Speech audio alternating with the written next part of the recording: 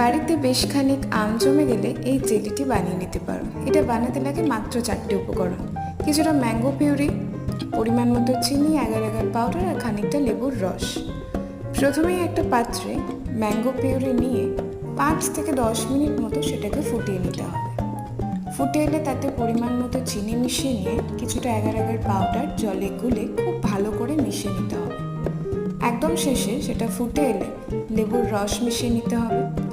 তারপরে এই মিশ্রণটি একটা কাঁচের পাত্রে পরিমাণ মতো ঢেলে সেটা ফ্রিজে 2 থেকে 3 ঘন্টার জন্য সেট করতে দিতে হবে। জেলি সেট হয়ে গেলে নিজের পছন্দ মতো আকারে কেটে নাও আর এনজয় করো ম্যাঙ্গো জেলি। খুব সুন্দর খেতে হয়, একবার বানিয়ে দেখো, ভালো লাগলে অবশ্যই জানিও।